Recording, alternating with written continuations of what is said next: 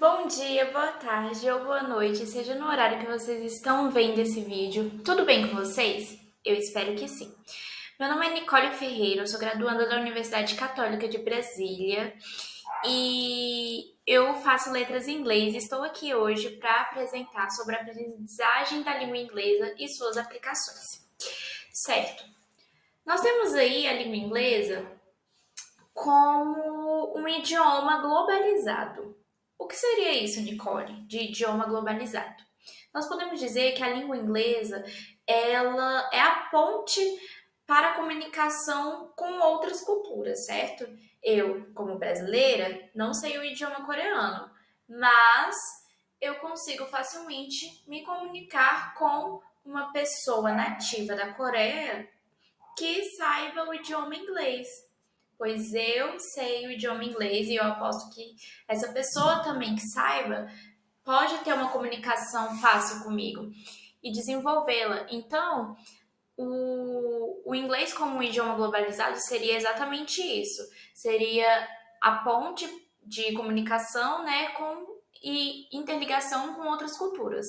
Nós temos aí como exemplo a ONU, né, a Organização das Nações Unidas, que debatem diariamente, né, sobre guerras, alguns assuntos sobre humanismo, que engloba a sociedade como um todo.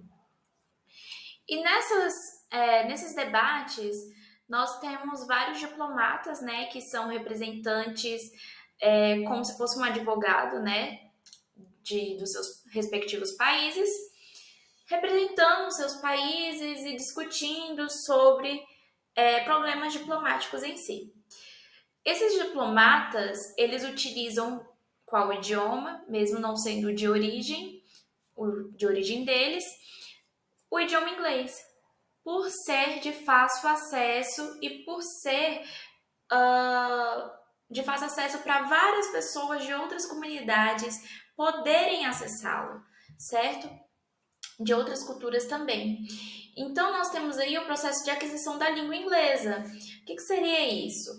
Bom, como eu tinha dito anteriormente, muitas vezes os diplomatas nem sempre eles nasceram em um país que tem como língua mãe a língua inglesa, certo? Como é o caso dos Estados Unidos, como é o caso aí da Austrália, certo? Que eles são países que falam idioma inglês. Porém, eles aprenderam o inglês como segunda língua, certo? Então aí eles se tornaram bilíngues. Como o inglês em segunda língua, né? O modo de aprendizagem dele é diferente, como se ele fosse comparado se ele fosse de primeira língua. Por exemplo, eu tenho como primeira língua o português brasileiro. Minha segunda língua é o inglês. A forma que eu aprendi o português é totalmente diferente da forma que eu aprendi o inglês.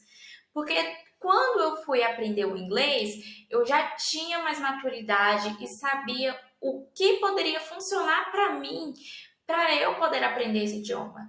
Então, quais seriam os meios, quais seriam os caminhos mais viáveis para o meu melhor aprendizado? Por exemplo, eu aprendo melhor com associações, usando flashcards ou usando imagens. Porém, tem pessoas que aprendem melhor praticando listening, né? A escuta ou lendo, reading. Mas isso aí eu vou explicar mais pra frente. Só vamos entender aqui que a forma que você aprendeu o seu idioma, a sua língua mãe, é diferente da forma que você vai aprender o seu segundo idioma. Por exemplo, vamos dar um exemplo aqui do bebê. O bebê, quando ele está aprendendo a falar, ele fala tudo errado, certo? Ele não está focado em falar corretamente, ele está focado em se comunicar. Se comunicar e falar corretamente são coisas totalmente distintas. Um exemplo, o bebê, muitas vezes, ele não vai falar a palavra papai da maneira correta. Ele não fala papai. Muitas vezes você vai ver o bebê falando papá, certo? Então, ele está focado ali em se comunicar, em reproduzir sons. Logo em seguida, no processo de aprendizagem da criança, na língua materna, nós temos quando o bebê ele aprende a reproduzir sons e aí sim falar de uma maneira mais limpa, corretamente, e ler e escrever, certo? Já quando nós vamos aprender um segundo idioma, é diferente. Por exemplo, se esse bebê, porventura, ele vira um adulto ou uma adolescente e quer aprender a língua inglesa, ele vai perceber macetes que melhor funcionam para ele aprender esse idioma, né? Que seria diferente quando ele estava ali aprendendo quando criança. Então, tem pessoas que aprendem jogando videogame, tem pessoas que aprendem assistindo séries e assim por diante, ouvindo música, lendo, certo? Então, você vai percebendo a melhor forma de aprendizado. Cultura e sociedade da língua inglesa, como o idioma inglês ele está inserido na nossa cultura, né? Já que nós não falamos inglês, nós não temos o inglês como primeira língua, mas é um idioma necessário para o meio acadêmico, já que nós temos nas escolas públicas e particulares muitos projetos de língua inglesa, certo? E o inglês mesmo, né, incorporado aí no nosso ensino médio, né, de escola pública. O inglês ele está muito inserido na nossa sociedade, já que nós vivemos em uma sociedade globalizada. Como eu tinha dito anteriormente, o inglês ele é um idioma globalizado usado para fins comerciais, econômicos, etc., certo?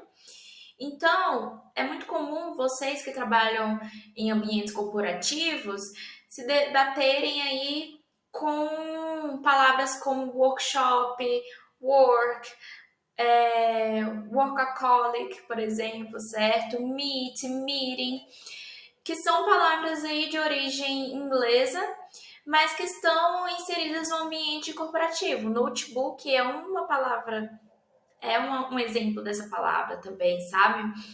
Então, o inglês por si só é um idioma que está inserido na nossa sociedade e é um idioma que deixou de ser opcional o aprendizado e se tornou necessário. Se você tem o conhecimento da língua inglesa, você tem mais facilidade para se comunicar com pessoas de outras culturas, para conhecer culturas, para divulgar o seu trabalho, seja ele acadêmico ou não, e para, porventura, novas oportunidades aí de trabalho ou acadêmicas mesmo. Então, tá aí a importância do idioma, né, na nossa sociedade. E a aplicação prática da língua inglesa, como vocês podem começar a praticar, começar a aprender para quem tem esse interesse, certo? E aí eu coloquei estratégias de aprendizagem mesmo da língua inglesa, pilares que vocês podem usar para aprendizagem, não só do inglês, mas como qualquer outra língua, né? Procurar o significado, o sentido da palavra e não a tradução, porque a tradução é totalmente diferente do significado. Um exemplo disso é hot dog, que hot significa quente, o dog, cachorro. Não faz sentido nenhum eu falar eu quero comer um quente cachorro. Faz sentido eu falar eu quero comer um cachorro quente. E é por isso que é necessário vocês saberem o significado, o sentido da palavra, ao invés de quebrar ela e traduzir parte por parte, certo? Como eu pronuncio isso, como eu soletro isso, a forma de que você fala, praticar a fonética, já que é um idioma totalmente diferente do seu de origem, certo? E no caso aí do sentido e tradução, eu coloquei aí a palavra aqui calm, né? Que tem sentido de calm down, ou calmless. E o spelling, né? Como vocês podem praticar aí o soletrar das palavras, as pronúncias e palavras, frases-chave, sabe? Como vocês também podem colocar no seu cotidiano, se vocês tiverem uma bagagem aí de vocabulários em inglês. What's your name? How do you spell it? How do you pronounce it? Sabe? E coloquei aí também como forma de praticar para as pessoas aí que já têm um conhecimento a mais do inglês, para vocês colocarem os objetos dos respectivos quadros nos seus respectivos lugares. Então, nós temos somente que entender que as pessoas têm diversos tipos de aprendizagem e para você aprender um segundo idioma, você precisa saber qual método melhor se adequa a você, certo? Se é usando flashcards, se é usando música, uh, tendo ali um contato com a gramática, whatever, o que fica melhor para você. Bom, eu espero que vocês tenham gostado e que tenha ficado claro o que seria a aquisição da língua, tá bom? Então, muito obrigada. Tchau, tchau.